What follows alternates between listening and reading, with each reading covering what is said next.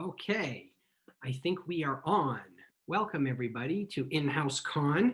This is our 5th week and it's been going absolutely amazingly well, and I appreciate all of you for tuning in this week for our Superman event. So my name is Derek Mackey. I'll be your host. I am the owner of Cool Waters Productions. We are a management company for actors, and we specialize in bringing actors to fan conventions and autograph signings and events all around the world.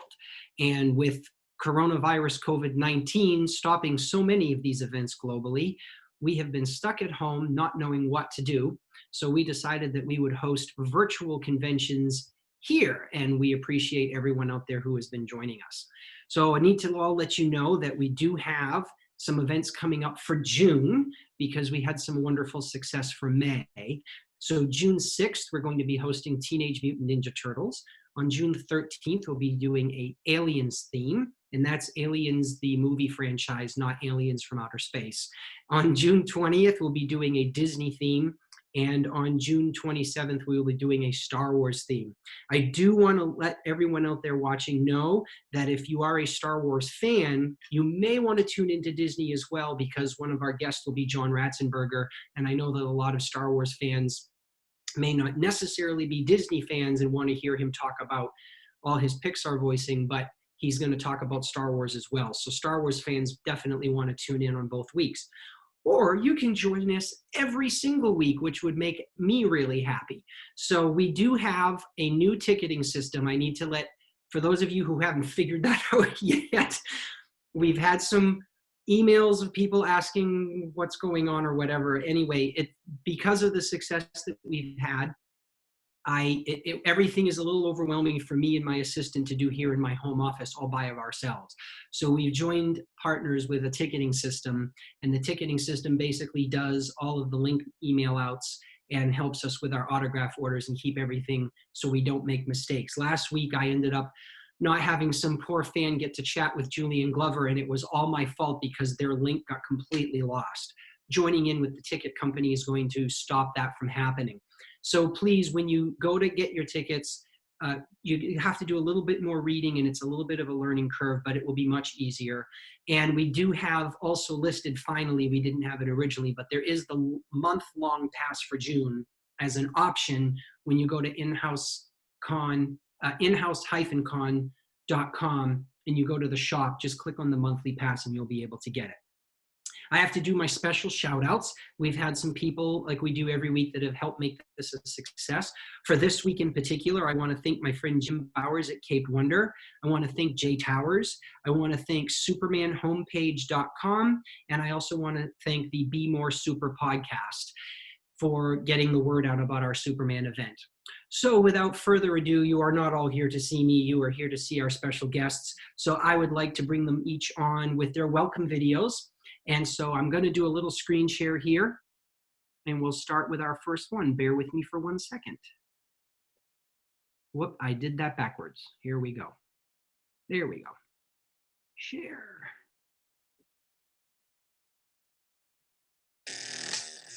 And that's the wrong video.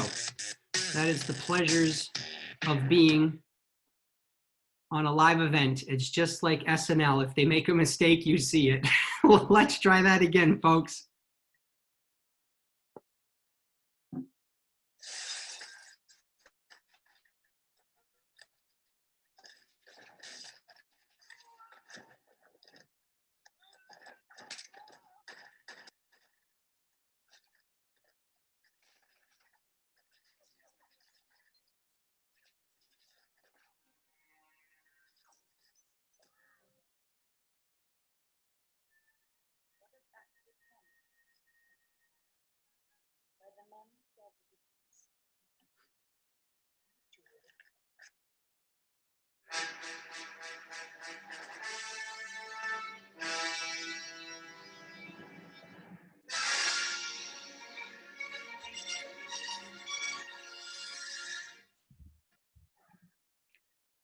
All right, ladies and gentlemen. Wait, we need my video. Ladies and gentlemen, let's welcome Sarah Douglas as our first guest.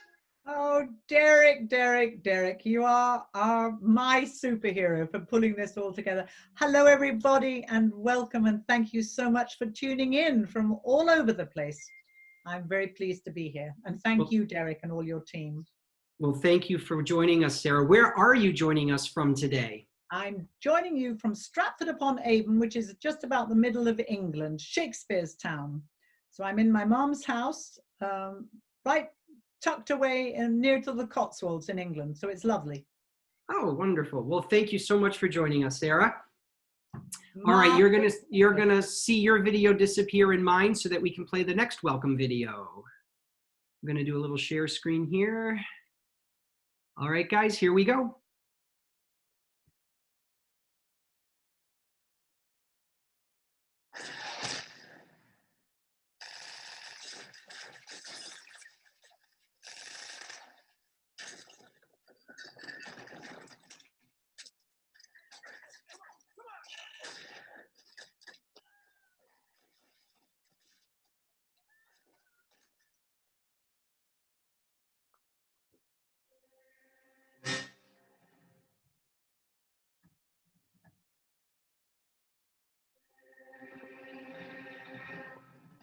All right, ladies and gentlemen, let's welcome our next guest, Jack O'Halloran. Hello, Jack.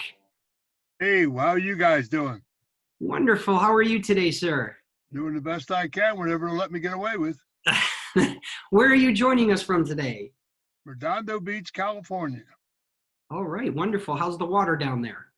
It's absolutely gorgeous.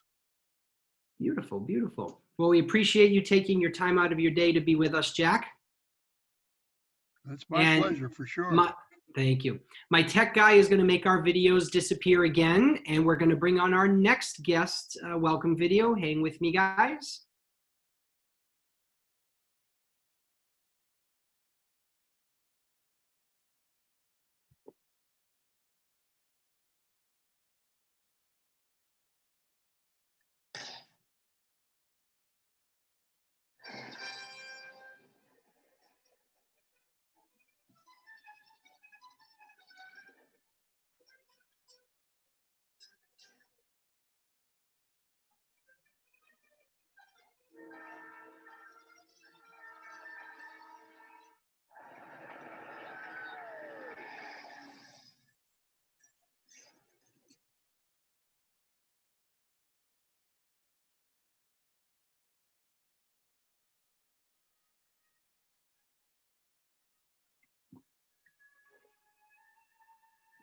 All right, ladies and gentlemen, please welcome Jeff East. Hello, Jeff. Hey guys, I'm coming from Nice, France, and it's beautiful here. It's 9 o'clock in the evening, 9:15, and I miss America. I miss America, but I do like it here in France. How you doing, Derek? I'm fantastic. Hey, Sarah. You live out in France now, right, Jeff? Yes, sir, in Nice, France. Oh, beautiful. Beautiful. I'm a little envious. Thank you. Well, thank you for taking time out of your day today to be with us. I appreciate it. My pleasure. All right, we've got one more guest to bring on. Jeff and I are going to disappear again for a moment, guys. And we're going to bring that up. Here we go.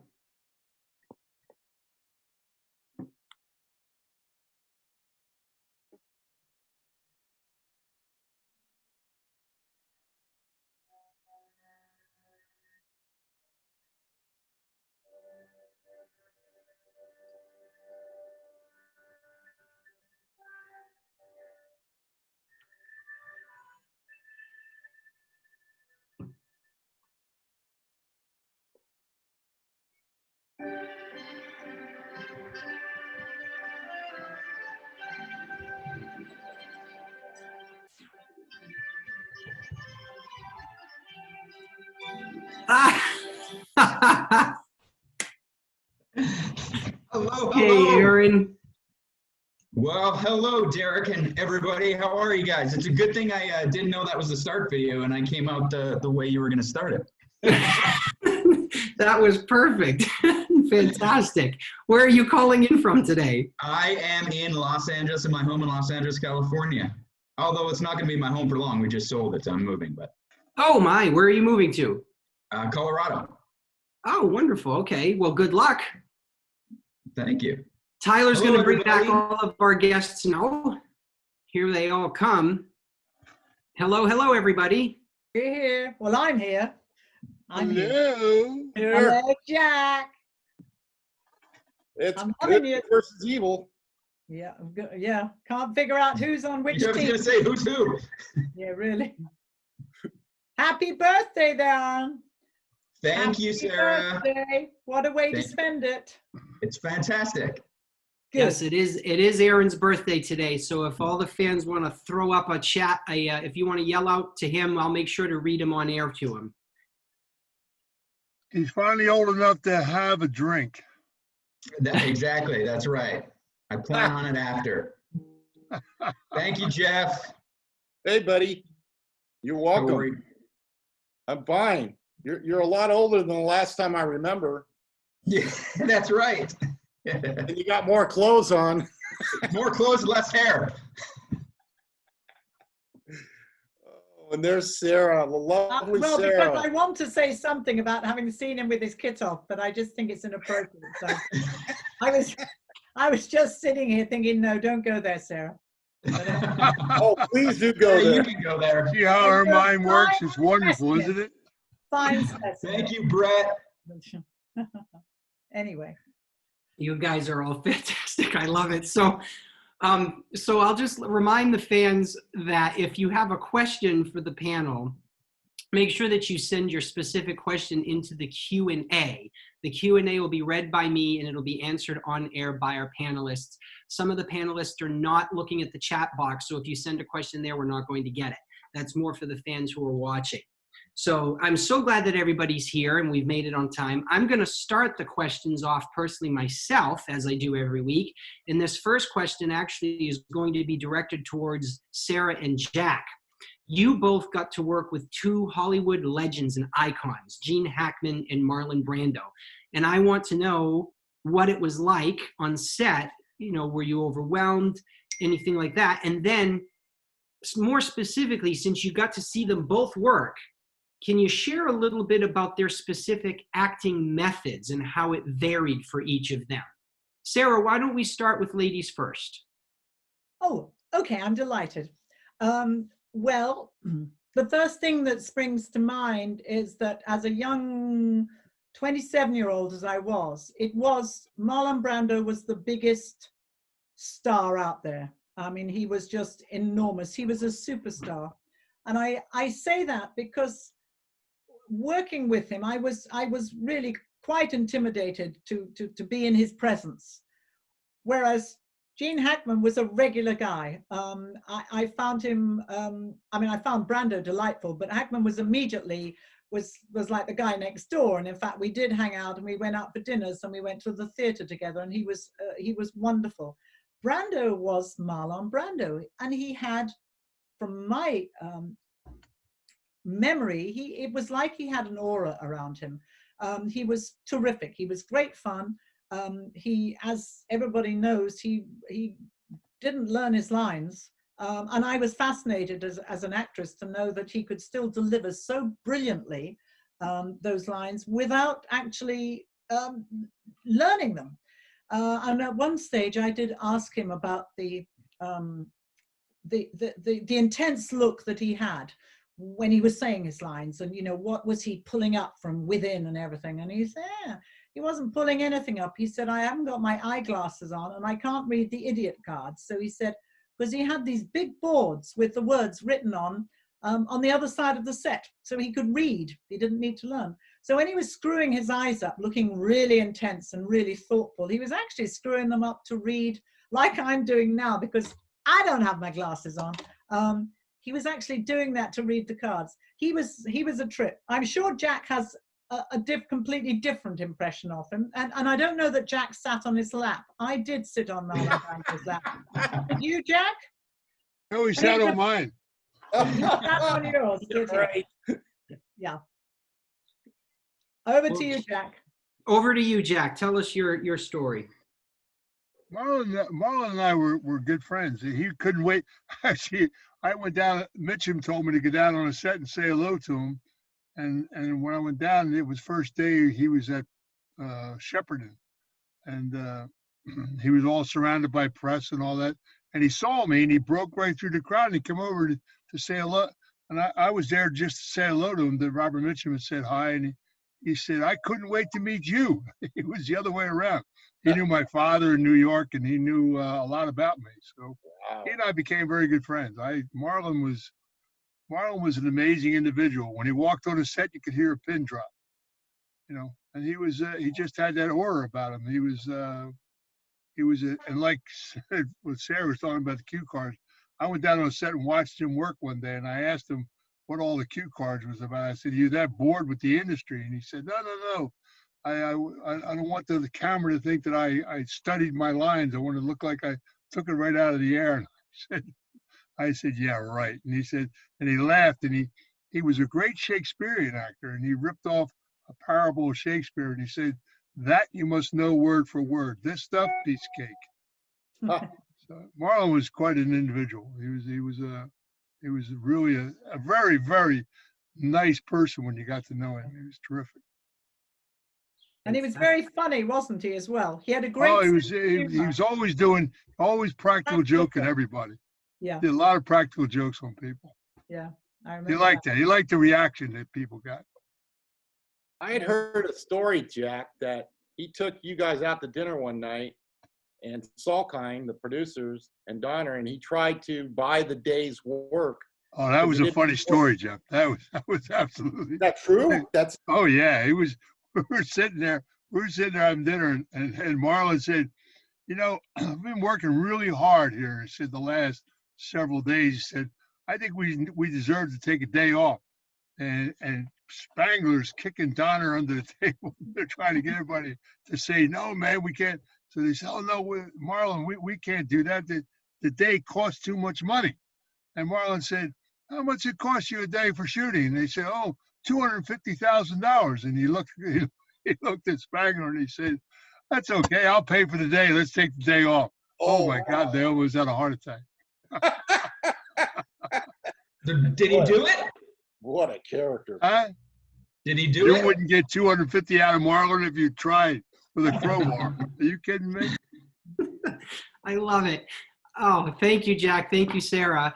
So guys, I almost forgot to remind the fans of this, but I will remind them now. I can tell you that my little Superman family here, they do love to talk a lot. And when they start interjecting stuff, we are going to get completely lost if you allow Zoom to control your what view you're getting. So I would recommend to all the fans out there, if you can switch to gallery view. Gallery is where you'll see everybody at once. Then when someone's talking, Zoom won't choose who you get to hear, because when these guys get going, Zoom won't know who to focus in on, and you're going to miss out on some great stories. So guys, thank you for that. Let me switch over to Jeff now. Jeff, sorry, not Jeff. Aaron, I'm going on Hollywood Icons first. Sorry. We're going in order. So Aaron, they got to work with two icons. You got to work with another icon in another part of the set, Glenn Ford. Now I know that you were very young, but I'm hoping that you have some sort of memory of Mr. Ford and how he might have treated you, over there. So can you let us know any stories you might have? Yeah, absolutely. I was young, 3, but I do have vivid memories of being on set. I remember working with Mr. Ford, and he was at least for me, the consummate, professional, get the job done, don't waste time. Wasn't a big fan of working with animals or kids, but there's a famous blooper I had that I kept messing up the scene because Ma Kent would say he doesn't have any family, and I would say, yeah, I do, because my parents were sitting right on the other side. So after messing up the scene a few times, she would then add, "Not around here anyway." But it was, it was wonderful. I didn't know who he was at the time, but he was nice. He was professional, and he was not as warm as Miss Thaxter, but was great. Wonderful. And now going in order, Jeff, Yes. you are the character that Aaron, once he grows up, and again, continuing our work with Glenn Ford, could you share some of your stories about Mr. Ford? Well, I will. The ultimate professional. He'd already had his character and his lines and everything was ready to go. We did a rehearsal and he looked at me and I looked at him and he says, "You just want to just do it?" I'm like, "Yeah, let's do it." And they set the shot up for the master where we walk up the road to the house, and we did in one take. That shot that you see in the film is one take, and there's a master of it, but it's a two shot of him and he's just talking to me, and I could just feel that it was real. It felt real, and he immediately got into character, and it really lifted me immediately. And he touched me on the shoulder, and he gave me a hug, and I thought, wow, that's an experience I'd never had before with another actor, and I loved working with him, and it was so easy. And your good actors out there usually make it easy for you because they just have it in them. And I got a chance to work with Phyllis as well, and she was just marvelous. I felt like she was really part of my family, and Donner had a lot to do with getting everybody together, but the casting of those two made everything work. And it was not even work. It was just pure delight. And it almost felt like I was on stage rather than doing a film. It felt like I was a part of a scene. And in filmmaking, that's, all the technical stuff and everything, you forget that you're actually portraying a character. And I felt absolutely nobody around me when I was working with them. It was amazing. Loved working with Glenn. I love these stories. I love these stories. Thank you guys so much. Welcome. And I appreciate you sharing, and I hope the fans do too. So I'm going to ask one more general question for all four of our guests, and then we'll maybe jump over to the Q&A. And I'm also going to prep my tech guy, Tyler. Tyler, after we answer this group question, we're going to do our first poll. So if you could get a poll ready, we'll do that. So for all of you, a very simple one, but it's something that people always want to know. How did you land the role in Superman? Who would like to start? Ladies Oh, first. make me pick. Jeff, you start. I got picked. Dick Donner had seen a film. He was interviewing editors, and there was an editor, Carol Littleton. She was doing a film that I had just completed called The Hazy. And he walked into Carol's office and sat and watched this film and said, "Hey, you know what? I'm getting ready to do Superman, and there's a role, and this guy fits that perfect." And so they called my agent. I had no idea that this had happened, but Donner years later told me what happened. I walked into Lynn Stallmaster's office, and Donner was there, Elias Salkheim was there, and Pierre Spangler, and they looked at me and talked to me, and they said, "Would you like to read the script?" And I said, "Sure." And it was Superman. I said, "I'm not sure why I'm here." And they said, "Well, we'll let you know." I said, "Why don't you go read and come back after you're done reading the script?" And I said, "Okay." I come back a couple hours later, and they're still sitting around. They're looking at my picture, and then they're looking at this guy, Christopher Reeve. And he goes, "Yeah, you guys kind of look like you could be brothers." And I'm like, "Wow, really? Okay. Who's that?" And he goes, "This is Superman." I'm like, "Oh, interesting." And I'd never heard of him. And so I said, "That's great. He's got a great look." And he says, "Have you got a passport, kid?" And I said, "This is Donner." And I said, "Yeah, I do." And he goes, "Well, you're going to London tomorrow because we're offering you the role." I'm like, "Whoa, whoa, whoa, the role of what?" He says, "You're going to play the young Superman." And I'm like, "Oh, wait a minute. I don't want to wear no cape or any suit like that." He goes, "Oh, no, kid. You're not going to be wearing a cape or suit. You're going to be the real Superman." I'm like, "Oh, okay, the real Superman. You mean real Clark Kent?" He goes, Yeah. Don't worry about it. We'll take care of you. We'll see you tomorrow at the airport." That's exactly how it happened. Wow. Yeah, true story. That's every, well, I keep turning my video. That would be every actor's dream of a way to land a role. Wow. So Sarah, how about you? How'd you get the role? I was shooting a film called The People That Time Forgot, which was, we were in the Canary Islands, and with the late, lovely Doug McClure and Patrick Wayne. And I, like a lot of English people, knew very little about Superman. Superman wasn't a big deal in England. Obviously, I knew who he was, but it wasn't the same kind of didn't have the same resonance and enormity that the Americans, it does now, but back then it didn't. So I didn't know much about it at all. I certainly wasn't overly whelmed to hear that I'd got an interview. I knew that they were seeing many, just about every actress in London was going up, and in Italy and everywhere else. But I was busy with my role on The People That Time Forgot, and very full of my own self-importance, because it was the only film that was being shot at the time. And did I have time to go and meet the director? I don't know if I could fit him in. The story is, I've told it 1,000 times, but the fact of it is the casting lady called Mary Selway was a terrific, wonderful, fabulous casting lady. And she was determined that I was right for the role. And so I had, because I was shooting at Pinewood, they needed to see me at Shepperton Studios.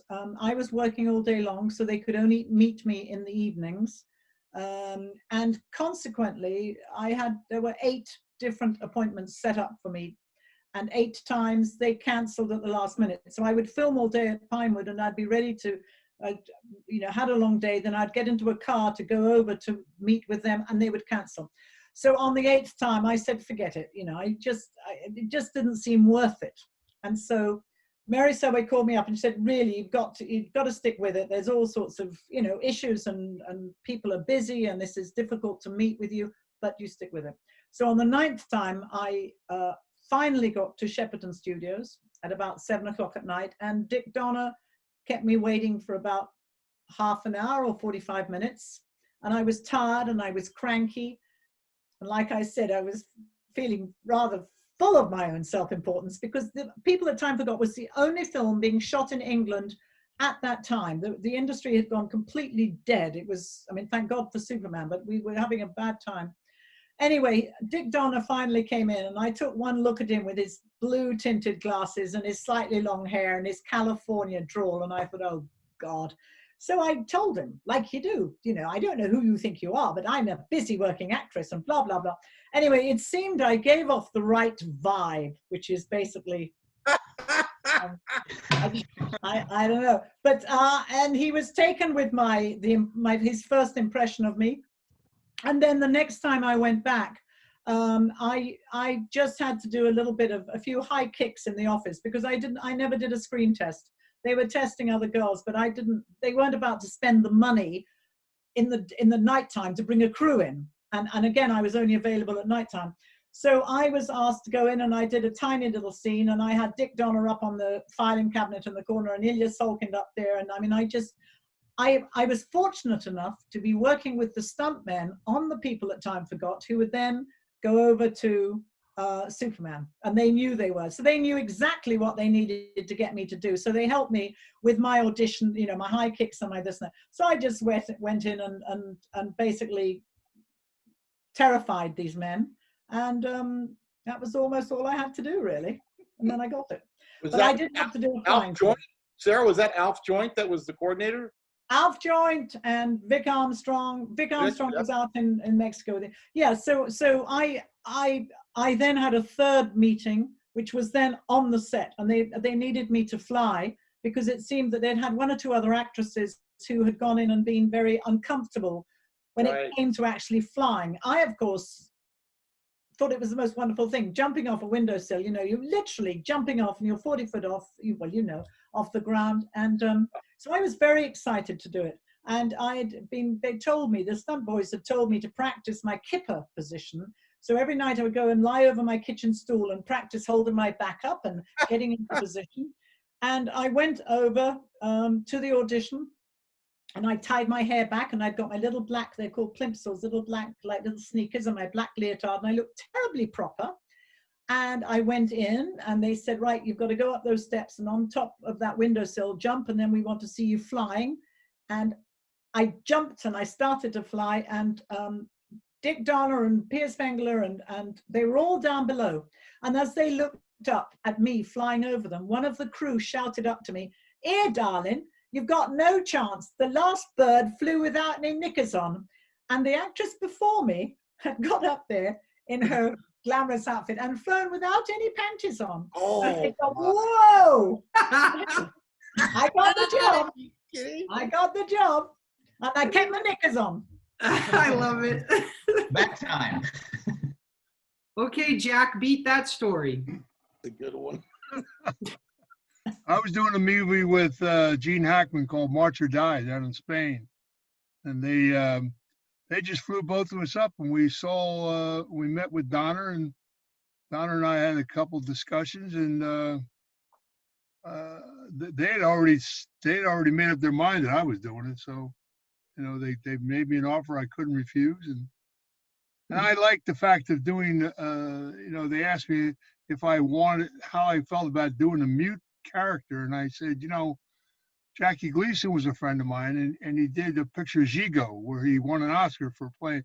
So I said, if I ever get an opportunity to do that, I would embrace it right away. And this was a great opportunity because Nan was a kind of a neat character where, Terrence was a vicious general and Sarah was a man-eater, so somebody had to relate to the kids. So I took this brutish guy and I played him like a child, and it worked out very well. And you got to keep your underwear on the whole time. I never wore underwear. Whoa, whoa, whoa, whoa, whoa. Oh, Oh, too much information. wardrobe. So, Aaron, speaking of people without any underwear on, Yeah. how did you get the role? That's the great thing about these Zoom things is I can just sit with a shirt on and you have no idea what's going on down below. Well, unlike Sarah, I had to take my knickers off because in the movie, no, I'm just kidding.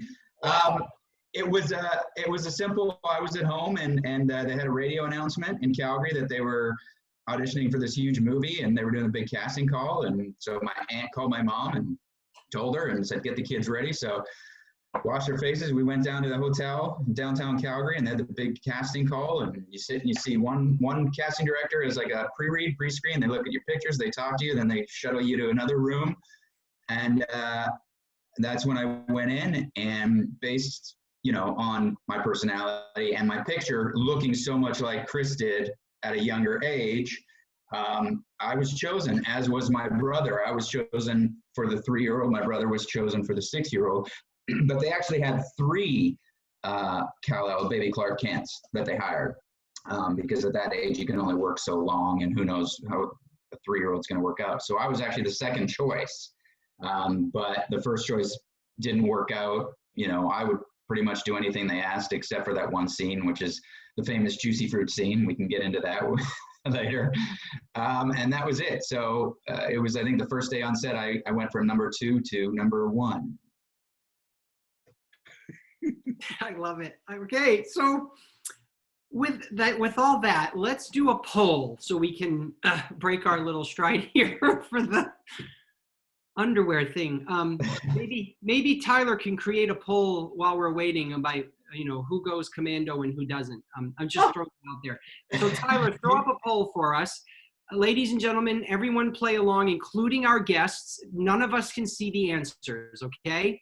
Which classic Superman film is your fave? Superman, Superman 2, Superman 3, or Superman 4, The Quest for Peace?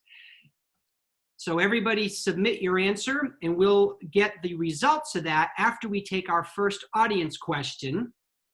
Everybody's wondering who's sitting here with pants on now. Exactly. That's why I want Tyler to create that poll. Okay, so this one is from Clyde, and Clyde! Clyde! Hi, Clyde. Hey, Clyde! Right, go on. Sorry. Yep. Was there ever talk of having the Phantom Zone villains return past Superman 2 when Donner was directing? Yeah. Yeah. Yes, there was. Yes, there was. Any elaboration on that, or is it just a yes? Well, they talked about it, but when Donner was replaced, which was the dumbest thing they ever did, the whole franchise was changed, was different, totally. If Donner would have finished 2, he would have done 3, 4, 5, and 6.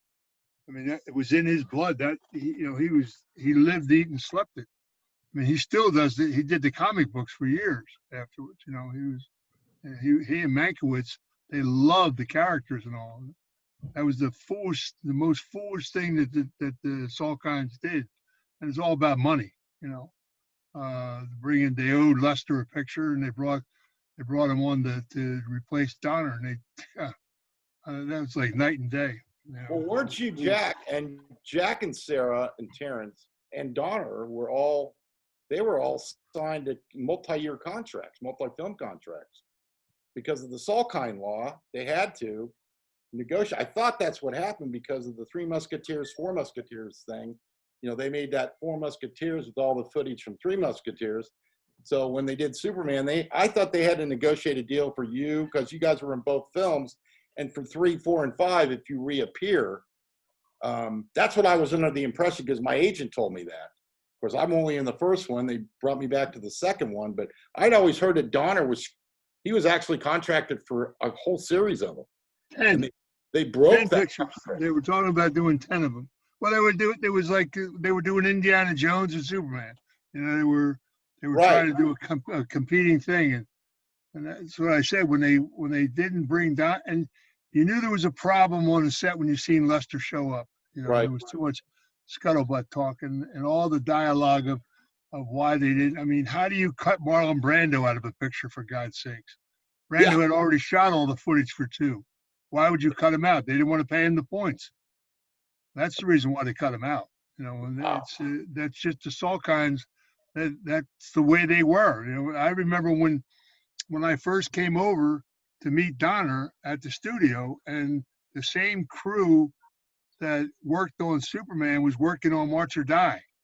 They were an English crew. David Tomlin was working with us on March or Die, and when I first walked into the studio and I saw all the crew lined up to be paid, and they would only be paid in cash. They wouldn't take a check. And I said to David Tomlin, what's the deal, man? This is a huge movie. Why are these guys so? He said, you don't know about the Salkinds. I said, what are you talking about? He said, they're notorious. You know, they used to take crews into Hungary when the Iron Curtain was there, and they'd get them all over there, and then they'd say, oh, one of the investors fell out. Everybody has to go on half salary, or go home. Well, you're already there, you know. So they were notorious for doing things like that. Well, hell, you and I remember we were at lunch and our checks bounced. I could tell that. Do you want me to tell that story? Oh, yeah, that's a great story. We were working about 4 or 5 weeks or something like that, and we weren't supposed to get on planes without telling people. And I got on a plane and went back to LA. And when I got to LA, I called my accountant because I was putting another picture together. And I said, how much money do we have in the bank? And she said, we have a lot of paper. We don't have any money. We have paper. I said, what are you talking about? So I went to a payphone. I called Collect to Pinewood in Peter Spangler's office. And he said, where are you? And I said, I'm in LA. He said, LA? He said, you have to go to work on Monday. I said, well, you know, my doctor tells me that I got this pain in my back. And I may have to lay out in the sun for a while until I get some money in my account. He said, what are you talking about? I said, I got a lot of paper in my account, no money. And sure enough, within an hour, my accountant called me up and said, I don't know what you did, but money just appeared. And when I got to work, I flew in. Then you could fly out of LA at 12 o'clock in noon, and you arrived in London early in the morning, just in time to go from Gatwick right down to go to work. And I went up to Pierce Spangler's office. That's the story when I pulled him across the desk. You know. Oh, I love that story. And he told that story in the book when they did he told the story about that. You know, he was a trip. We never had another problem after that with our checks. No, and that's it, because you went into Pierre's office and you found out that my check had bounced and all these other people's checks had bounced. And I said, well, that's kind of a weird thing. You went in there and said, look, buddy, you're going to New York. I told him, I said, you're going in my backyard, sunshine. I said, you know what? I come to work and I get paid for working. I said, I have not done anything wrong on this movie. And you better pick up a phone and call and ask about me because you're playing with the wrong character. You go to New York, I'll drop you in the Hudson with a camera on your head. And I pulled him across the desk and he said, you're threatening me. I said, no, sunshine, I'm promising you. I dropped him back in his seat again. And none of us never had a problem after that, I'll tell you that. So the moral of the story is you don't screw with Jack O'Halloran. I love it. That's true. Especially if they're shooting a high budget film in New York City and you got union people. Yeah. Did you know that they never signed? They had some clown sign the contract. They never, when the SAG went out there to talk to them because they were now in America, and they had some idiot sign the contract, and then when they were questioned about it, they said, "Well, we never signed anything. What are you talking about?" Wow. They were notorious, and they had the same lawyers. The lawyer he was a Bauxite guy. What the heck was his name? He ran Universal Studios. He became the head of Universal Studios. Tom Pollock? Tom Pollock was their lawyer. I remember going to Pollock's office one day, and he had boxes up against the wall, and he said, "Jack," because I was madder than hell. He said, "Jack, these are all lawsuits against the Salt guy." Yeah. They're notorious people. They changed the law, and SAG has a rule. That's right. That's where the Salt guy law came in. Yeah. It was the Three Musketeer movie. Yep. I mean, Ollie Reed told me that story. Ollie Reed said he got a phone call from Raquel Welch. She was watching television one morning. All of a sudden, she saw ads for the Three Musketeers movie, and she called Ollie Reed up. She said, "Did we do a movie I don't know about?" And Ollie said, I know I'm drunk on the set, but I'm never that drunk." And that's where the Salt kind of law came in. Yeah.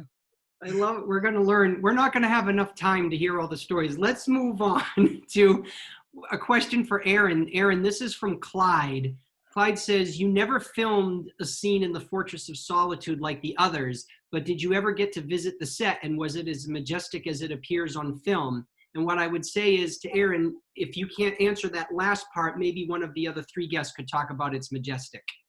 Sure, I'll make it short and simple. Hi, Clyde. Thank you so much. I appreciate you. No, I never did get to go in there. I just stayed on the farm. So then, Jeff. Unfortunately, he didn't. But I'll tell you, I spent a lot of time on that majestic, both sets. One at Shepperton, which is the first one. The interior is all done on Shepperton. The exterior is done at Pinewood on a 007 soundstage. And I'd never seen anything like that in my life. It was unreal.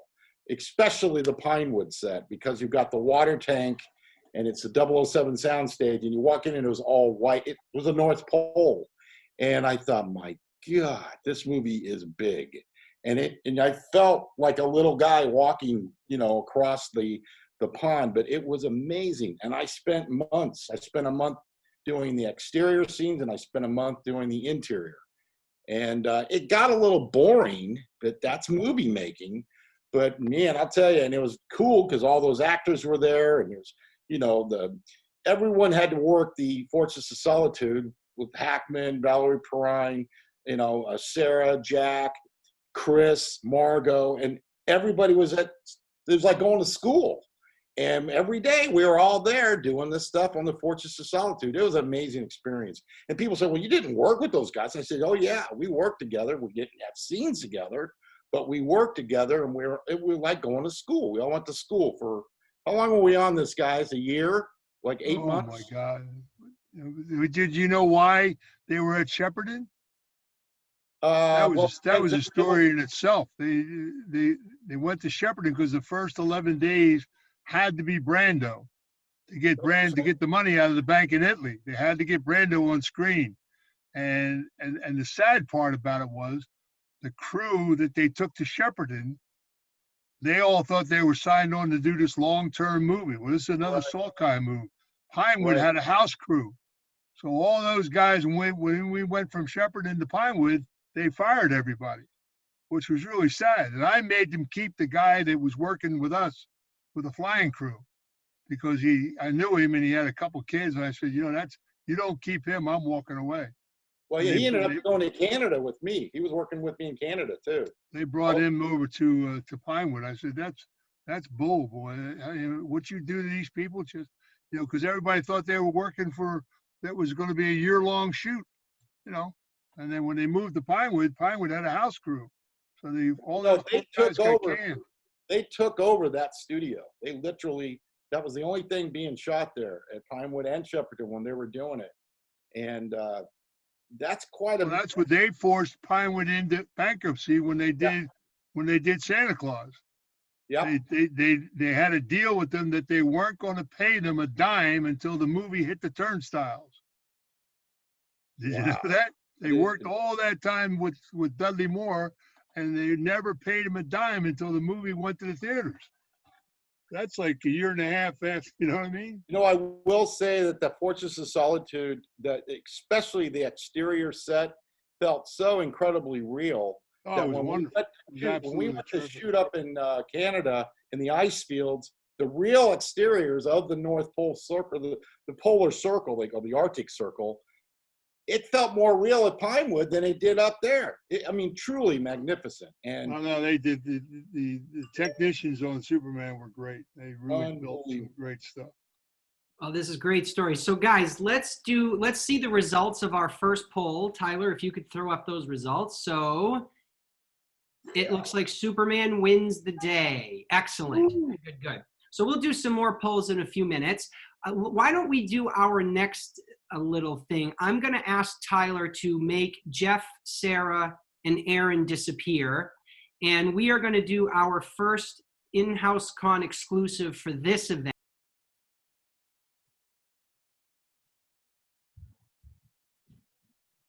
Whoops. Okay, for fans who don't know, I've asked all of my clientele who join us each week to prepare something either that they've never shown before or that they've never said before, some sort of exclusive content that you'll only find here at InHouse-CON.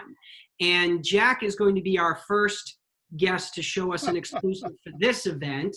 So Jack, let me unshare my screen now, and we're going to focus just on you.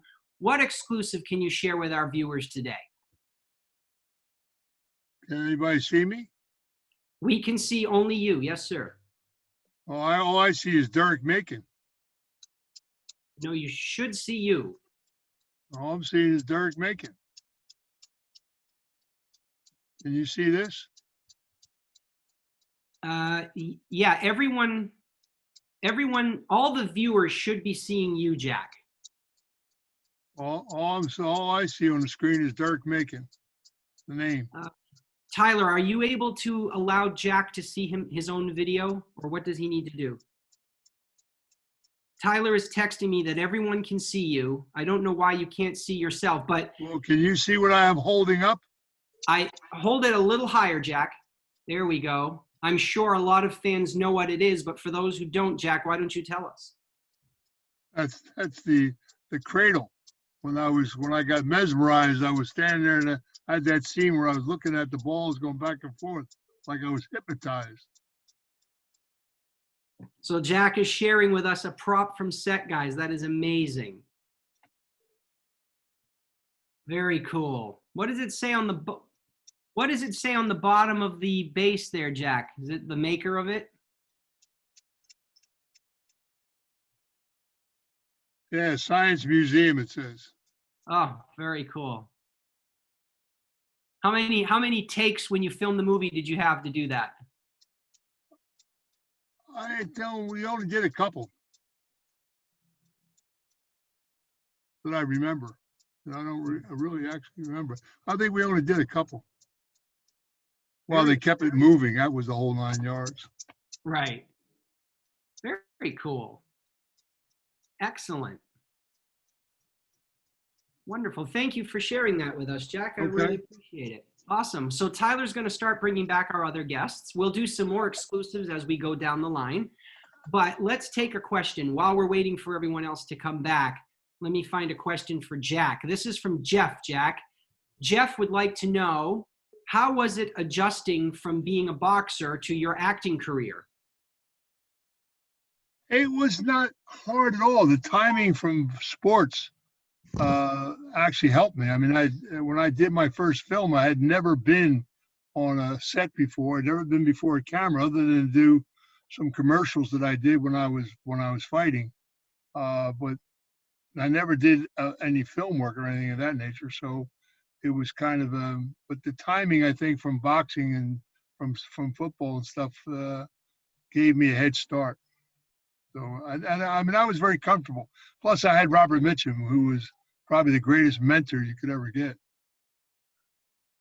Wow. Thank you, Jack. Here's a question for Jeff. This is from Dominic. Dominic would like to know if you can speak French since you live in France, and if so, can you give us a little taste of your French? Ah oui, bonsoir, Dominique. Bonne journée, bonne journée, bonne journée. And my femme is French-Française, Pascal. And j'habite à Nice, molto bene. It's a little Italian too. That's Italian. Yeah, my French is getting better. I'm working on it. I understand it, but we're right next door to Italy, so all my friends are Italian. You know, molto bene. Hey, how you doing? It's fun. I love it. Sarah, I have a question for you. So aside from doing Superman, which is a major franchise film, you're also part of a couple of other franchises, V and Conan. Can you speak a little bit about how they differed and maybe reflect back now looking at those three projects today and maybe tell us which one's your favorite maybe? You're asking a lot, Derek. I have to keep the program going. Oh, okay. Well, first and foremost, it goes without saying that Superman is my favorite. I mean, how could it not be my favorite? Although Conan had its upsides, had a wonderful time. But the interesting thing, you put Conan and V together there. When I did the miniseries of V, I was shooting Falcon Crest, which was a nighttime soap, and I was doing the two at the same time. So I was going from Falcon Crest and flying down to Mexico City for 3 days or 4 days, shooting a bit of Conan, then coming back to Falcon Crest. Sorry, not Conan. Falcon Crest, I was doing Conan. Yeah, that's right. That was Falcon Crest and Conan. And then I did Falcon Crest and V because I was under what's called, the first year I was under a pay and play. I was under an episodic thing. So I could basically do whatever I wanted. So each week I would do an episode of Falcon Crest and they would come back to me and say, do you want to do next week's? And I would say, yes, please. Or I would say, well, I could, but I would rather do, V. Now, V was the first, I believe I'm right in saying, the first big sci-fi TV event ever. It wasn't really, sci-fi wasn't really sort of mainstream back then. And I remember going on that set and it was staggering. The size of it and the size of the ship and everything. I can remember being absolutely amazed by it. But I'm not a great sci-fi fan, so I wasn't overly whelmed with it. And after the miniseries, they came back to me a few months later and offered me, talked to my agent about me doing the series of V, not just the miniseries. And at the same time as that happened, the Falcon Crest people got wind of that. So they came back and offered me a contract for a contract with Falcon Crest for another year. Wasn't that on really NBC, Sarah? I thought, yeah, that's competing networks, right? Yeah. You were on CBS and CBS and Falcon Crest, that's right. And so I don't remember ever actually having a discussion with anybody. I was just told, and I was pretty fresh to Hollywood, and the agents just said, you need to be on a nighttime soap. This is a much bigger deal. What I didn't know was my career was going to go off into the whole sci-fi, that kind of world. And to this day, people are still wanting to hear and talk about V, which is quite understandable. Falcon Crest, I was one of how many? 28. It's got a terrific following, but that was back then in the 80s. How funny. But it was a terrific contrast for me. It was quite wonderful. I also remember that I had to wear a wig in V, which annoyed me intensely because Jane Badler, who played the lead character, Diana, I looked very similar. I had the same long hair. So they put me in a sort of short, tight, permed wig, rather like my short wig that I wore, of course, in Superman, because my hair was very long in Superman. But it was doing that and Conan. I mean, it was just, I thought that's the way life was back then, you know, that you just went from one job to here, and I flew down to Mexico and I came Yeah. back. Boy, I soon found out it's not the norm. But it was a great, the 80s this was. It was a great decade for me. Not that I remember a great deal about it, but it was a great decade. Thank you, Sarah. So let's continue our franchise theme here. And I want to talk to Jeff and Aaron. You guys went from major franchise like Superman to slightly smaller franchises, but now today are cult classics. Jeff, you were in the first Pumpkinhead movie, and Yeah. Aaron, you were in the third Wishmaster movie. These are series that a lot of horror fans adore. So I'd like each of you to share your franchise stories going from Superman to these horror films and your experiences with them. I mean, Jeff, you got to work with Stan Winston, which is amazing. Yes.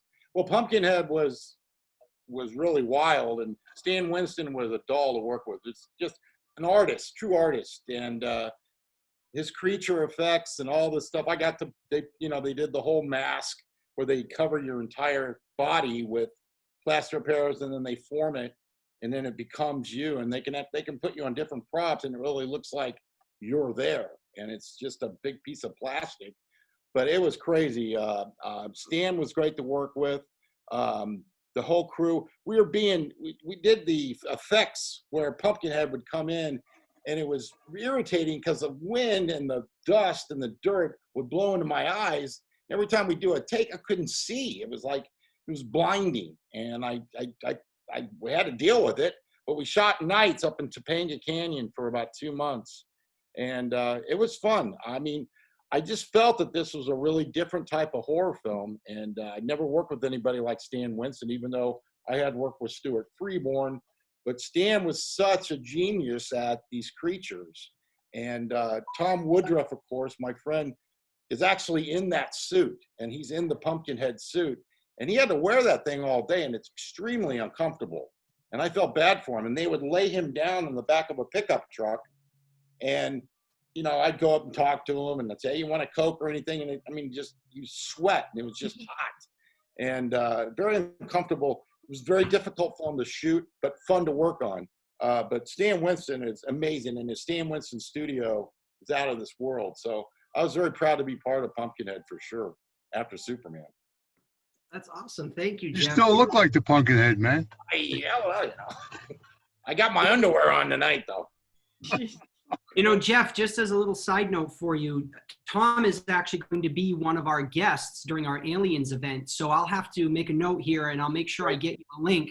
Maybe you could watch the show, and maybe we could pull you in to say hi to Tom really quick. I'd love to. Love to do that. He's a great guy. So Aaron, Wishmaster. Yeah, so it was, much like Superman, nobody really knew how big and how immense it would take over everything, and I had the privilege of actually being in 5 of the Superman movie franchises. It's very similar to the fact that Wishmaster has this incredible following that I had no idea at the time that I was doing it, on how deep these horror fans and these Wishmaster fans go. Meeting them at the conventions as well. It's incredible. And I remember the Wishmaster 3 I did was with Jason Connery, Sean Connery's son.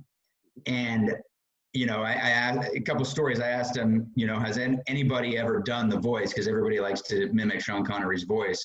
He says all the time. He said, but once somebody did it. He was walking down the street in London, and he actually turned around and thought it was his dad. That's how well they did it.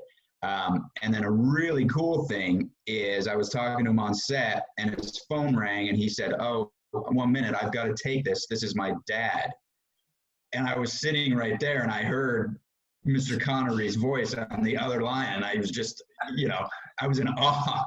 So that was a pretty special thing. But yeah, it's been fantastic to be part of, 2 completely different franchises with equal incredible fans. Yeah, absolutely. Absolutely. So Tyler tells me we have another poll ready. Again, this is for everyone to play along, our guests and our fans. Let's throw up a poll. So which Superman villain is your favorite? Ursa, General Zod, Non, or Lex Luthor? Now, I will remind everyone that we cannot see what the answers are, so Sarah and Jack, don't feel nervous that we're going to see what you're answering. And we will let Tyler compose those as we take another question. This question is from Jason, and he's wondering if any of our guests have memories that they can share about working with Christopher Reeve or with Margot Kidder. So who would like to respond to that? Well, Sarah, why don't you go first? Thanks, pal. You're welcome. Well, first and foremost, Margot, of course, was and remains so dear to us all. She was, from the minute I met her, and I met her when she came, I think, I don't know whether, I guess she'd just got the job, but she had arrived at the studio, and I remember seeing her walking in, and everybody saying that was going to, she must have been coming because she was playing Lois Lane, but she was completely bow-legged. And this was sort of quite a known fact because she walked like a cowgirl. And I can remember thinking, oh my God, how is this going to work? She was a blast. We laughed our way through and continued right up until the end, bless her. She was just terrific to work with and so much fun. Christopher, I remember as being at the very, very, very beginning, being very much like Clark Kent. And that's what I've said over the years. He was sort of, he was quite quiet and with me, a little bit gangly and quite young and quite, you know, not overly exciting. But as time progressed, he grew into Superman and he became Christopher Superman Reeve. There's no doubt about that. I mean, he was extraordinary the way he could flip back and forth between his two characters. And of course, you know, in his later years, I didn't see him, or I don't know if anybody did have contact. I mean, I sent a couple of messages to him, but when he was in his wheelchair, I mean, he was just extraordinary the way he dealt with everything at the end, and of course his lovely wife. So that's two great people that we will always miss and always treasure. Very, very sad loss. Thank you, Sarah. Anyone else would like to respond? Yeah, Jack? I got to meet, of course, I had to meet with Chris because I was playing him as a young man. And so Chris was very concerned who was going to play him as a younger actor. And so I was flown into London, and Chris had his trailer next to the set in Shepperton. And he said, hey, why don't we have lunch together every day and we'll get to know each other. And well, do you play chess? And I said, no, I don't. And he says, I'll teach you how to play chess. So every day I'd go in and I'd meet with Chris and I'd be shooting my scenes or he'd be doing his. And then we'd go have a break. And then he literally taught me how to not play chess because he beat me every time. And he's very clever. Chris was very clever. And he would talk to me about where I was going to do the character. And, you know, I got to know him. He told me about himself going to Juilliard and that he was a pianist. His parents were, he talked about the fact that his father was a professor, I believe at Yale or Harvard, and was curious as to why he would be doing George Bernard Shaw's Superman. And he said, that's not the same Superman. And gave me all this stuff about, you know, education. And so I got to know Chris very well. And Donner wanted that to happen, and Chris wanted that to happen. It was great. But I could just feel, because I'd already been in the business many years, and I thought, okay, I'm just going to stay quiet and just listen to what he has to say. So I did, and I went off to the races to Canada by myself. He wasn't there. And I did my own thing, and I came back and saw him again in October, and he was going back and forth, and he goes, I want to thank you for what you did, because you listened to what we talked about, and you took my advice. And I said, well, thanks, Chris. I appreciate your input. And, you know, I got to know you that well, and it was cool. We got to work out together, and it was just amazing. And then the whole thing with the accident, of course, happened, and it blew me away. And I met with him in Toronto and in Niagara Falls with his wife, and he's in the wheelchair, and he's with this crew of people. And we raised money for the foundation, the Christopher Reeve Foundation. And it just really touched my heart to be a part of that. I think we raised $22 million for the Christopher Reeve Foundation. Wow. And that was 1999, I think it was, or 2000, around 2000. And it was great. And then I got to be part of that and his kids. And it's still to this day is part of my thinking I get involved with. And I really like being a part of that. But Chris made a huge impact on me, even though we didn't have any scenes together. And of course, Margot, she flew over on the airplane when I was going over and I'd already gotten the role. She was testing for the role of Superman. Oh, she was testing. Yeah. And we had dinner that night at Warren upon the Thames, right by Shepperton. And, you know, we were both tired. We were both jet lagged. I said, "Are you nervous?" And she says, "Yeah, I'm kind of nervous." And I said, "Yeah, I would be too. This is a pretty big project." And, you know, she was ready to go. And I thought, God, she's going to be a great Lois Lane because I thought she was marvelous. And there was all these other actresses testing, Stockard Channing, who was a friend of mine, and Leslie Ann Warren. And I kept thinking, God, this Margot Kidder is perfect, because she's so crazy and so goofy. Yeah. And it was cool because she got the part, and I was very excited for her. And then, of course, years later when we worked together, it was just fun to see her and talk about her politics and talk about everything. And I was very sad to see her go because we talked a lot about mental health and things like that. And, you know, I lost my brother to suicide, and it, you know, there's some of the things we talked about. And, you know, she was like a big sister to me, and it's sad. I miss her. And I'm very happy that I got to work with both of them and miss them both. Honestly, that's how. Thank you, Jeff. That's beautiful memories. Jack or Sarah? No, you've spoken to me, Derek. You want more? Sorry, I'm keeping Jack, notes hi, as we're Aaron. going and Jack, running. sorry. Jack. We got you. Go ahead, Jack.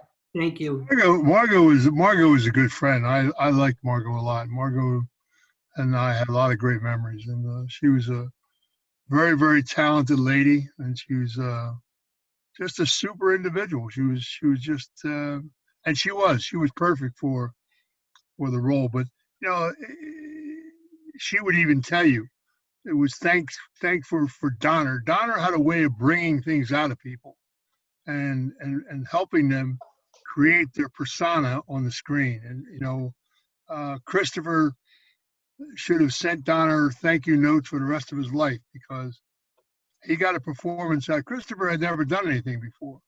You know, he did a couple stage shows and I think a soap opera, and he'll be the best Clark Kent Superman that will ever be on the screen because of Donner.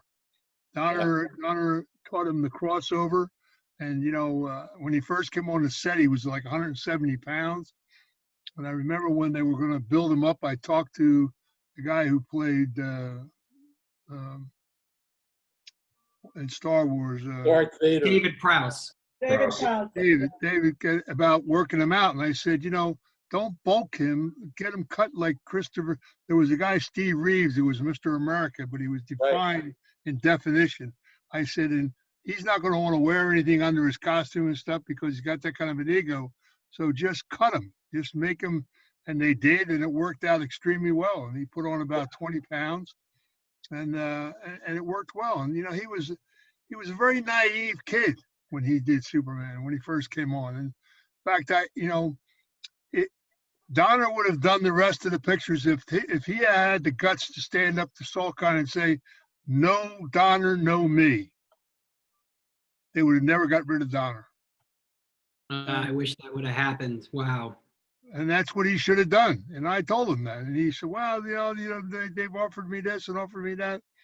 I said, but, you know, this guy made you, man.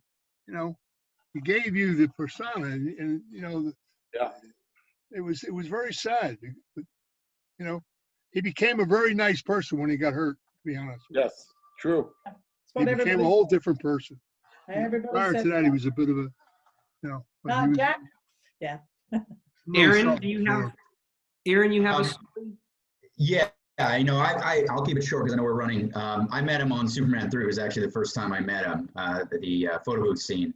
And I remember shaking his hand and my hand disappearing into his hand because he was just this, I was 8, this ginormous man. But aside from his size, he just had this presence to him at that point too.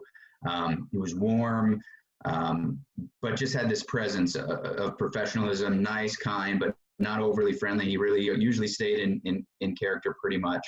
But one of the biggest lessons he ever taught me was about ego and humility. And I learned that on the set of Superman 3 in High River when I was there. And this is, I don't know if everyone can see it, but this is an actual picture that I took from that day of Chris and I eating in the lunch tent.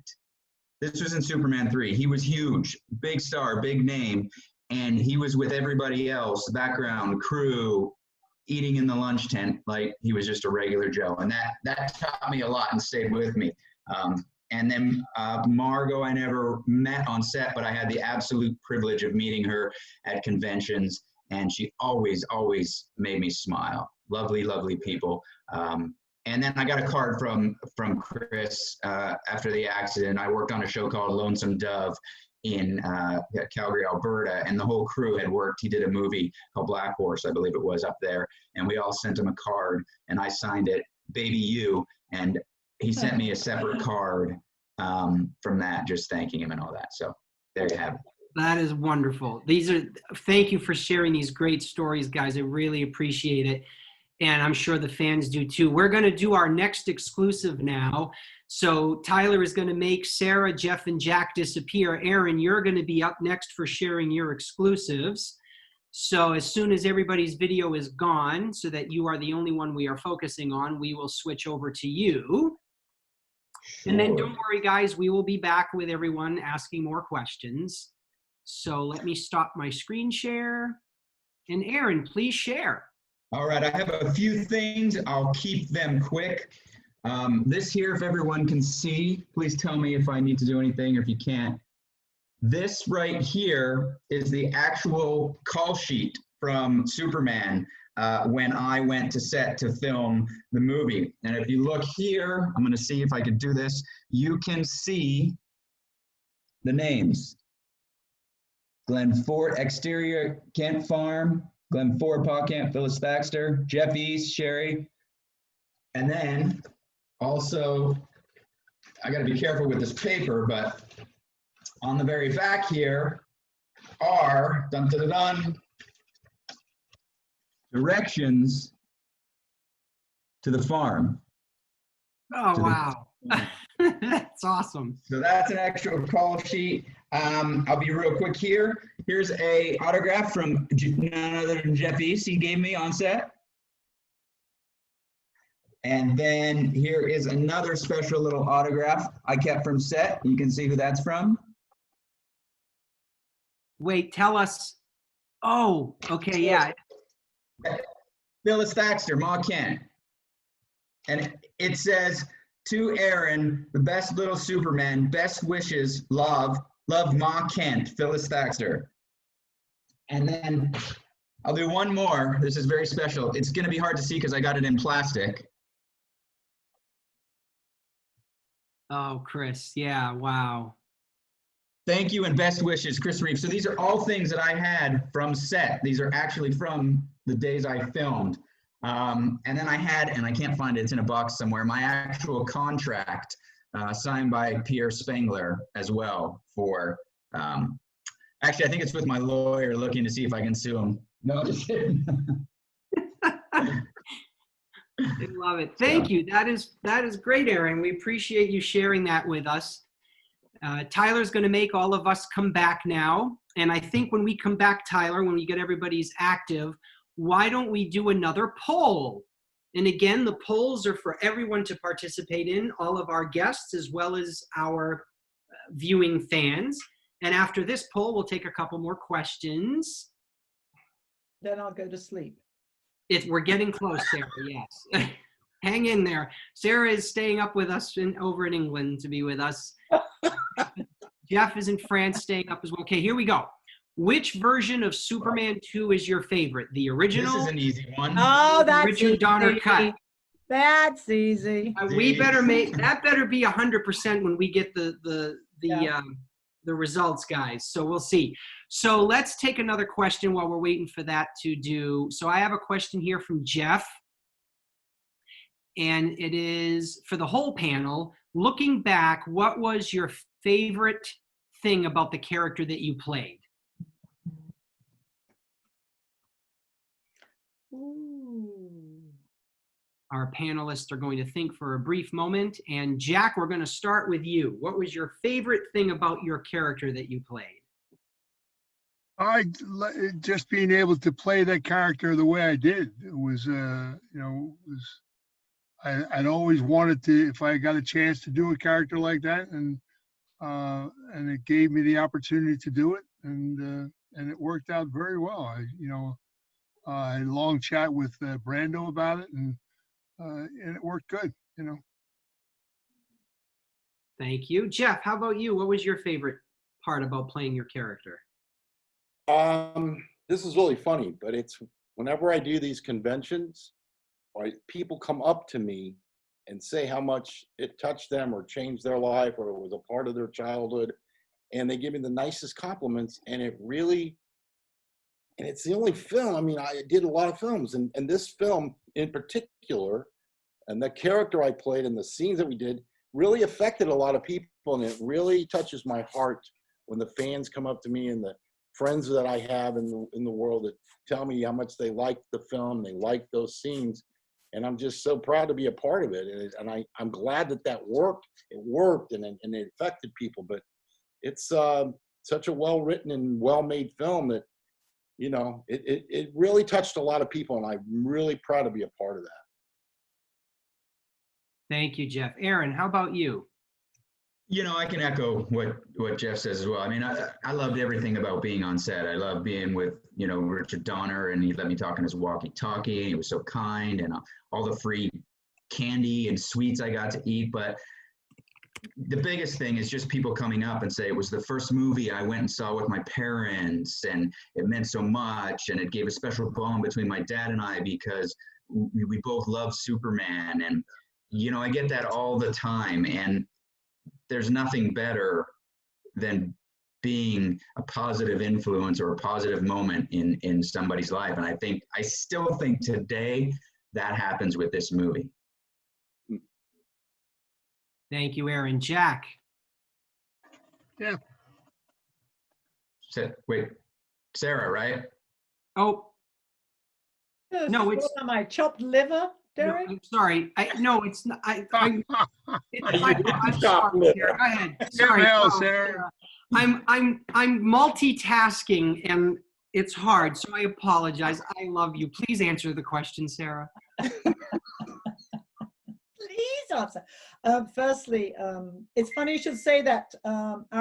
Terry Stamp said to me, when he did the one and only convention that we managed to get him to, he said about the business of the fact that Superman was possibly the first movie that all these people have seen, all the fans have seen or saw with their parents. And he talked about the significance of that. And he talked about, and I don't recall what it was that he told me he'd seen with his parents.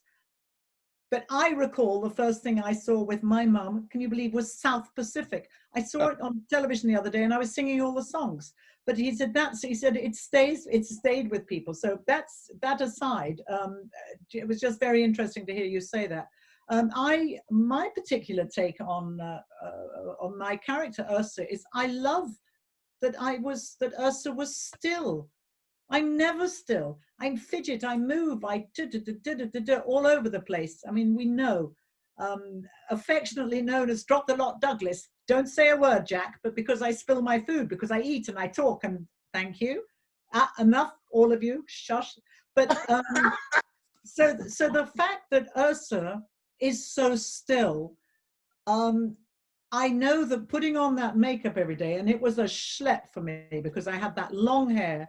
And, supervillains don't have freckles, and I have freckles. So there's a lot of white makeup. And the whole look, as it went on, I certainly felt like I was embodying Ursa. And the fact, and I look at it now, I think, how did they get me to keep so still? So I'm very proud of the fact But I didn't fidget or scratch my bum or do anything during it because God knows, as we all know, and look at me, so I'm very happy. I'm very happy with Ursa, and I'm happy that I was able to get inside her. I remember, Sarah, Yes, darling. you and Hackman were goofing around up on the Fortress of Solitude one day, and you started singing Broadway songs. Oh, God. You remember that? And I Wow. swear to God, and I was like, wow, she knows those lyrics to those songs. And one of them was, you got to wash that man right out of your hair. Are you serious? There you go. I can still do it. Absolutely. And Well, now you have to, Sarah. No. Chorus. I went to the first night. I don't know if anybody else came with us. With Hackman, we went to the first night of Chorus Line because he loved musicals. He was great. Yeah, and you guys were singing Broadway tunes. Oh, we were old pals. But Oh, hey, hilarious. isn't that funny? Well, there you go then. That ties in with it. That's the only kind of musical that I ever remember. So there we are. I'll save that for my show and tell. I'm going to wash that man out of my hair. Right out of my hair. Well, I think this would be the perfect time to do that, Sarah. I since you brought it up, why don't we do our next exclusive, our InHouse-CON exclusive with Sarah? I'm going to ask Tyler to please get rid of Aaron and Jeff and Jack's videos and my video, and we're going to allow Sarah to share whatever it is she wants to share for her exclusive. I know you're worried, Derek. I'm just waiting for Tyler to lose our videos, and then I'll bring us all back. That was a great segue, Sarah. Okay, Sarah, take it away. Well, hey, you're a little worried about what it is I'm going to show, but where am I? I've disappeared. No, everyone can see you. But I can't see me. Oh, that's scary. Okay, so I can see me up in the top little box. Okay, I have here, during that whole period of Superman, I was also lucky enough to be chosen to do pretty much a world tour. I went all over the world to promote Superman 2. And at the time of it, it was very much because all of the team, everybody was so ticked off about Donna losing his job that they were very nervous that when anybody was, if it was Chris or Margot or Jack, anybody was interviewed about Superman 2, all they would be doing would be talking about the loss of Dick Donner. I only discovered this after the fact, but I was chosen to go off and do the tour and went all over the world, and it was an extraordinary experience. And as Terry Stamp said, he said, do it now. He said, you'll never want to do it again, but it was fantastic. Anyway, I collected 1 million pieces of press, 1 million bits of paper, all the stuff, and they all went into a great big box. And I have a very good friend who is a super fan, Steve Bayman, who a few years ago took all of my cuttings and he put them in my big Superman book. So here is my big Superman book. And in this book, I have all sorts of things. I have letters from the letters from the heads of the studios thanking me for the work that I've done. Oh shit! I have all sorts of all the different press from all over the world, and it goes on and on and on and on, and call sheets, everything, masses of it. It goes on forever and ever and ever, all in different languages. And let's just see. So there we go. You see, stuff like this. Anyway, this book is very, very special to me. And I am very pleased to tell you, oh, look, and there is me with a kiss curl. Can you see that? They've got me with the most extraordinary kiss curl, which I never had, rather like Superman's kiss curl. Anyway, I'm very pleased to tell you that this book, with all its treasures, and it has letters, it has lots of very special private letters from me, from the studios, and lots of special things. I have put in my will that this is going to, he doesn't know this, but Jim Bowers will be getting this. I'm not intending to go anywhere soon, but I want you all to know that when I'm no longer here, this book with all these secrets, all these treasures, all this press, which I know he hasn't seen, it is going to go to him. Now, if he wants to burn it in the back garden, that's his choice. But I know he's an enormous Superman fan, and he knows everything there is, but he doesn't know it all. And he's going to learn a lot of it from this. So that is my exclusive. And it's even an exclusive to you, Jim, with my love, my special book, The End. Well, not the end of me, but the end. Okay. That is wonderful. That is I can't say fantastic. My mom says I say fantastic too much. So that's awesome, amazing, very cool. And Jim wow. must be freaking out right now. So I hope that Jim is watching. I hope he's in our. He is watching. He is watching. Good. Well, there So you are. He's probably jumping up and down right now, which is probably why the earth is quaking. So that was a perfect exclusive. So we have results to our poll. So Tyler is going to show us the results. Yes. The Richard Donner cut. Well, it wasn't 100%, but at least we got pretty close. So I appreciate that. Perfect. Thank you so much, Tyler, for that. We're waiting for Jeff to come back. While we're waiting for Jeff, let me ask a question from Jeff. This is for Sarah. Yes. As a fan of Babylon 5, I'd like to know, how did Sarah feel about her appearance in that series? Well, I say double because it was very traumatic for me. I suffer now, not so badly right now from claustrophobia, but after my experience on Babylon 5, I developed claustrophobia and I had to do a lot of work to manage it. Because when they made that extraordinary, I mean, I looked amazing.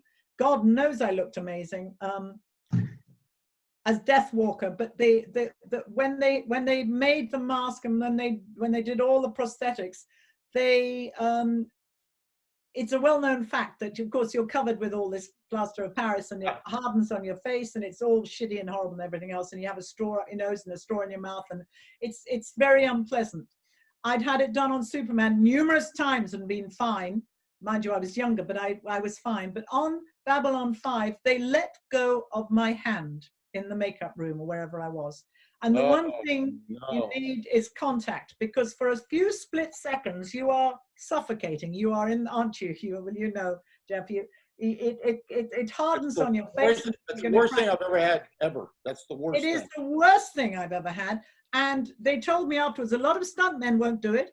I don't understand why they can't use our plaster cast from another movie. Yeah. You know, over and over again, but it seems they can't. And so I did not know that what was happening to me was a panic attack, but in fact, I had a terrible panic attack. And then after that, I started to develop claustrophobia, which nobody could understand where it was coming from. And so the next time I had to have a plaster cast done, they have to do it now in 4 separate things. As long as I've got an eye open or my mouth open or my nose, I can manage it. Yeah. But to cover my whole head, it was horrendous. And I didn't know that I was having I had a very bad neck injury and I had to go and have an MRI. And they did the same on the MRI. I was tied down because I'd actually, as they put it, broke my neck. I broke a vertebrae in my neck. And I had to be strapped down as they put me through the MRI machine. And again, the woman left the room and she left me in that damn tunnel and went into her little booth. And of course, all you need is that contact. You need somebody there to hold your hand or to do something. And so Babylon 5, thank you for the question. I looked magnificent. It fills me with absolute sickness to think about it because of that makeup.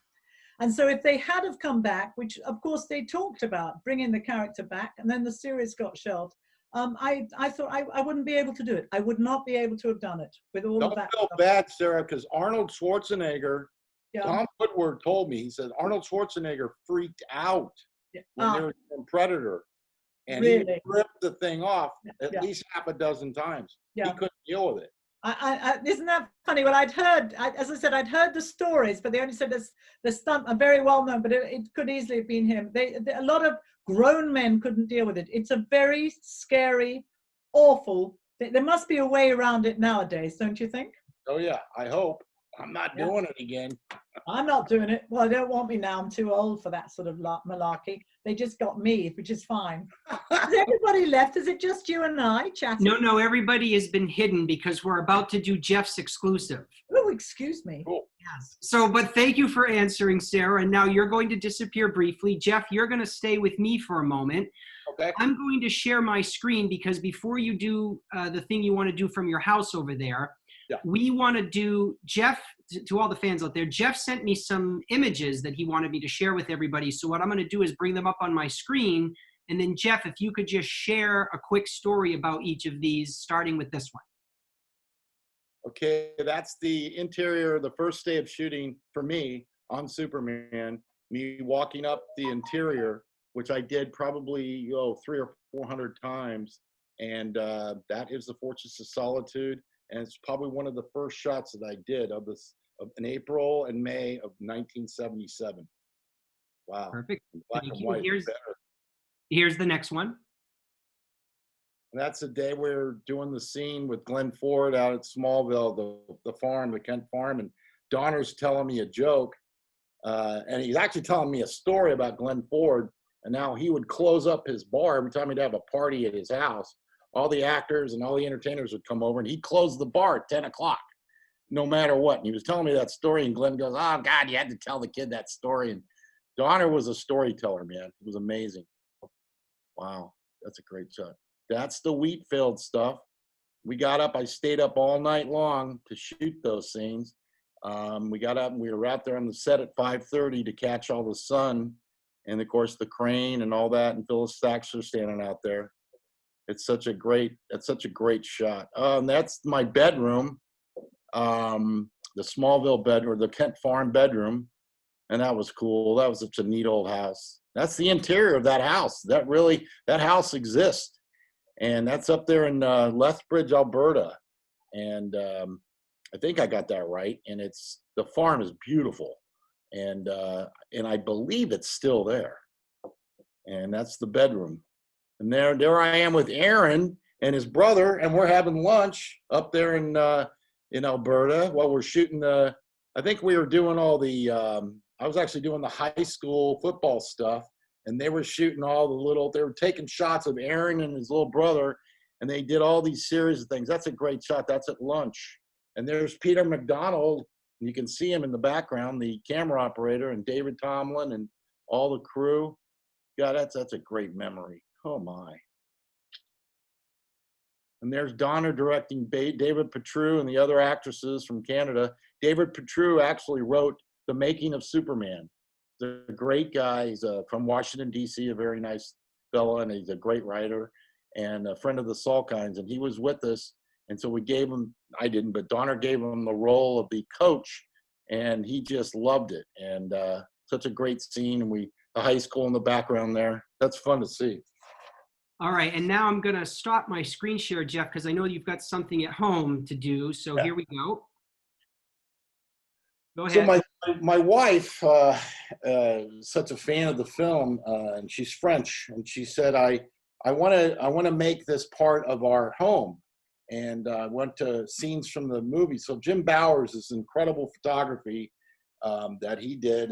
And then, of course, this is in the background. If you can see my home, this is our living room, and this is the Kent farm in the background. We've got that in our home.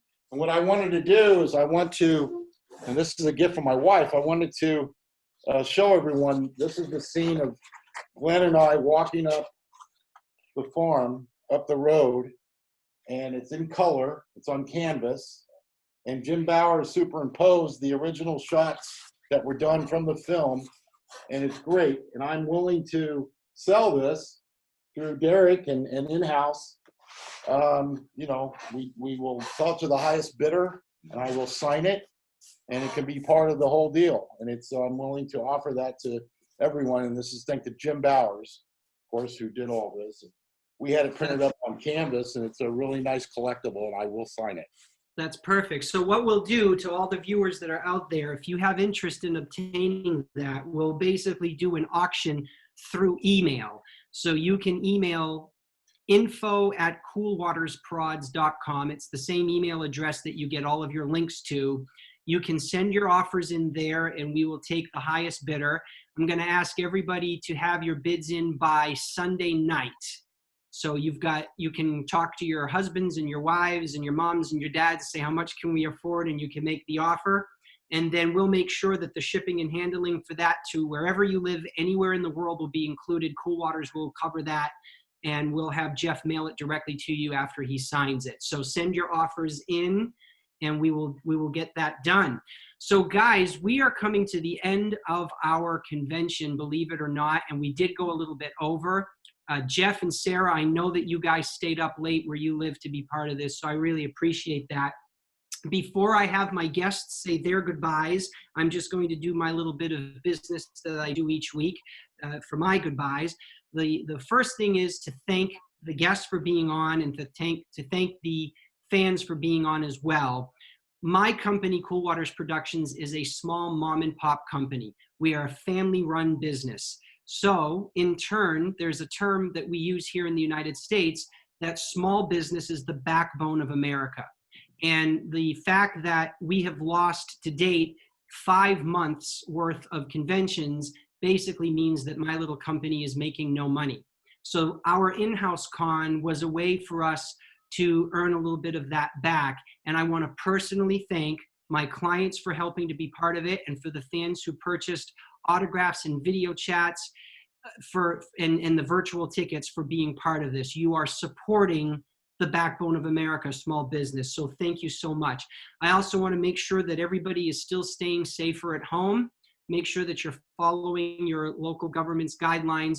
We don't want everyone rushing out there when they say you can go outside and everybody all of a sudden getting sick.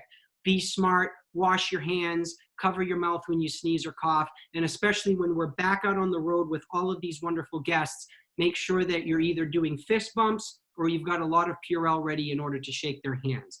So that's my little spiel on the small business. I need to thank once again Jim Bowers at Cape Wonder, Jay Towers, supermanhomepage.com, and Be More Super Podcast for helping to push this week's event. I also want to thank Tyler, my tech guy, and Sarah, my webmaster, for all of their hard work in making this a reality. I'm basically like the guest. I'm the talent. So I get to do all this, and they're making all the magic happen in the background, and I wouldn't be here without them. I want to remind all of our fans out there that we still have autographs available from each of our guests today for sale on the site. So if you didn't get a chance to purchase one yet, or if you'd like to purchase additional ones for gifts because you've gotten to know them a little bit better and you want to take a piece of them home with you, we are going to keep all of the autographs available for sale through Sunday night, because on Monday we ship all the photos to everybody, they sign them, and then they ship them back to us so we can get them out to you guys. I need to remind the fans that Sarah and Jeff do live overseas, and with the COVID-19 outbreak, getting mail to and from overseas locations does take longer. So please don't email us going, hey, where's my autographs 3 days after this convention ends. It takes time. We're telling everybody, give us 30 days. So with all of that said and done, the last thing before everybody says goodbye, I beg everyone, we have a little credit scroll at the end of the show. It's not like the movies where it lasts 2 hours. It's only 18 seconds of credits, and I invite everyone to sit back and watch it. And now, who would like to start us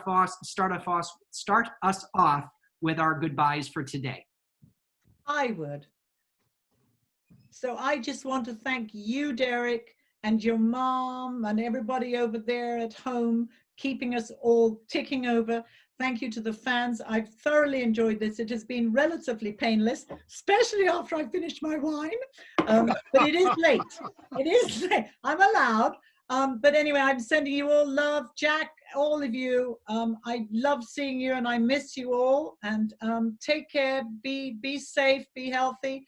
And I hope everything in America calms down, because it's of great concern to us all here, watching you all over there. So my thoughts are with you. My thoughts and prayers are with you all. So take care. Bye, Jack. Bye, Bye, darling. Bye.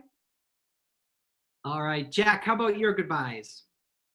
Hey, it's been great seeing everybody. Derek, thanks for the show. And, you know, it's always good to reach out to people in the fan base. And Sarah, my darling, she's such a love. Jesus.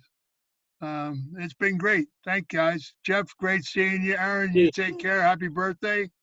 Thank you. Yeah, hope we see everybody soon. You guys take care. Thanks, Thanks, Jack. Jeff. Bye-bye Thanks, now. Jack. See you Aaron, all. how about you? You know, what can I say? Derek, thank you so much for putting this on. You know, it's been a crazy time, and my heart goes out to you with the business. And thanks to your mom and everybody. And you really do a favor for all the fans, but more so for them, for me, and for all of us that we get to speak with the fans who are absolutely the best fans in the world. I'm blessed. I'm honored. I appreciate you all. Jeff, you look fantastic. Keep doing what you're doing. It's always a Thank you. pleasure seeing you. And I'm going to thank everybody and just leave you with this one phrase that I try and think of every day is nothing in this world has a meaning except the meaning you give it. So choose to give everything a good meaning. Be kind, be safe, be healthy. I'm going to go have a beer for my birthday. Happy birthday, Aaron. Jeff.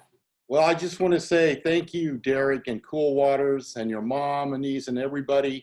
And I just, it's wild, man. I'm glad you did this. I didn't think anybody could pull it off, but you did. And it worked out great. The fans are great. I love the fact that people participated. And I just want to say that we're all here for a reason. So stay calm, people. Be safe. Get along. All right? Peace. Peace. Thank you, Jeff. We'll see you later. All right, so my tech guy reminded me that we had one more poll, so we're going to do it really quick for the fans that have stuck with us. Tyler, throw up the poll. Do you believe our guests are wearing underwear today? Yes, no, or I don't want to know. So everybody really quickly answer that before we do our scroll. I had him rush that after we were having that joke about the underwear. So Tyler, as soon as you know we've got it, throw it up there, because I know everybody wants to get going. I appreciate everyone who tuned in today and watched, and for Jeff and Sarah keeping with us, being up so late over there. It's fantastic. So I really appreciate it. Again, don't forget, if you want to bid on that signed print that Jeff did, email in your bid to us and we'll get it sorted out. So Tyler, what's the results to the poll? Let's see that, and then we'll roll our credits. I don't want to know looks like it's the winner. Fantastic. Guys, I appreciate you sticking with us. Tyler's going to make my video disappear, and we're going to roll those credits. See you next week.